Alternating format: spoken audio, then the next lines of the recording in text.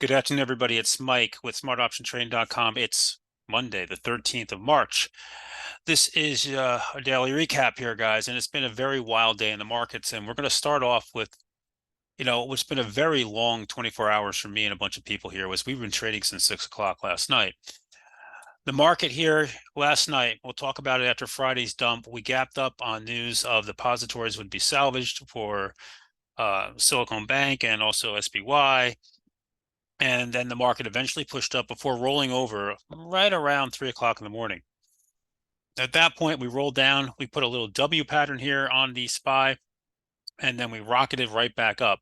And what's gone on here is we've had a very heavy volume day, but it's lightened up considerably.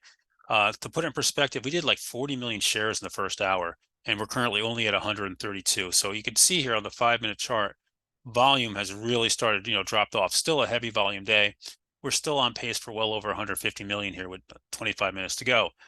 What we got today was a massive reversal candle. That's what we were looking for here this morning. We talked about it that we were oversold and extended to the downside as we came in here. So we opened up, we dropped briefly, then we shot up. For me today, I traded the ES last night and this morning, had a great time with that. And we pushed up and now we've come back here. So we reverted back inside the Bollinger Bands where, I don't know, seven handles off the 8-day, not too far anymore. And the market's not quite sure what it wants to do here as we go forward. We have CPI tomorrow. How important is that number? Well, if CPI is a cool number, and I suspect the Fed already knows what it is and the White House knows, that will give the Fed cover to pause or come out and say, we're going to pause, we can stop some things. If it's a very hot number, Fed's going to have to pause anyway, but they're not going to have the cover, and they're going to basically have to say that banking takes preference over inflation, and we're going to have to just deal with inflation for a bit. So let's go in and start talking about it today and what went on here and what's going on with the financials. And let's open this up a bit. So you can see here, again, we were talking about longs. JP Morgan, a bunch of people trade that in the room today. We told that as a long. Why? Because banks don't like to get this far extended down unless there's incredible panic, right? So here's JP Morgan, one of the stronger banks today. You had Goldman Sachs had a decent little bounce, but is closed lower here. Wells Fargo did not really participate. Bank of America had a big bounce as well. Then there's the regional banks, and these are the ones that are at risk. These are the ones that are getting absolutely killed. And people keep asking me, should I buy these? Should I buy these? If you're going to buy them, I would buy the ETF. I don't think I'd be buying any of these ones that have been beaten to hell. The reason being is that we just don't know.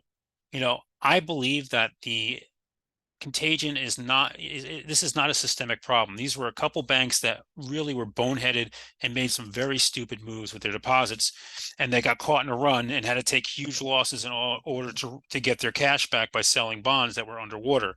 They totally did not listen to the Fed and just stayed put in these big losses on bonds, hoping that they wouldn't have to withdraw the cash for 10 years. So, I would be very careful with these things, but you did see some big bounces on these names like Wall, but look where they came from to where they are, and they don't do much volume.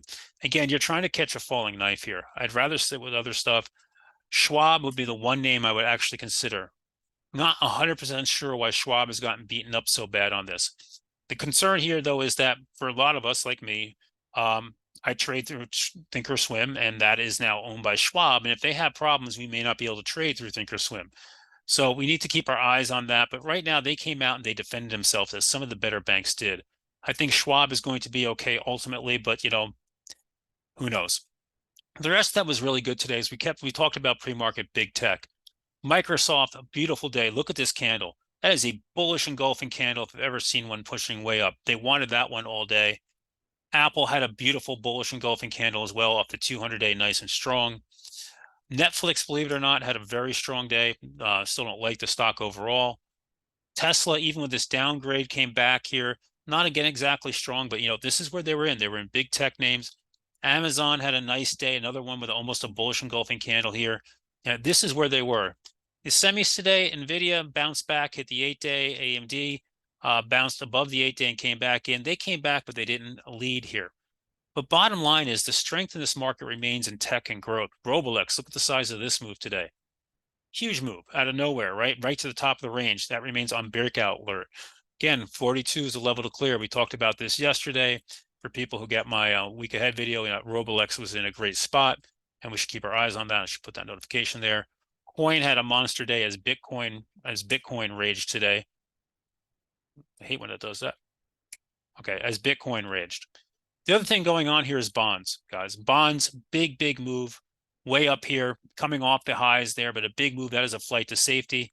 Gold had a big move, another one that with a big flight to safety. Same thing with silver. These are flights to safety, people looking to get out of the way. And the VIX, well, it raged here, has come way off the highs like it did on Friday. Okay. So, we need to pay attention to hear what's going on. We need to see what happens with CPI tomorrow and see what the Fed does. If I was the Fed here, I would come out and I would say something. I would come out and preemptively say something, not wait till next meeting. But, who knows?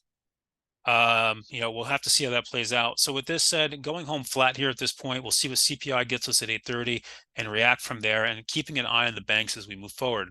Hope you guys are all okay. If you're with me in my room, please, if you need help, please just reach out. Let's have a chat. That's always on me. I'll catch you guys later. Have a wonderful evening.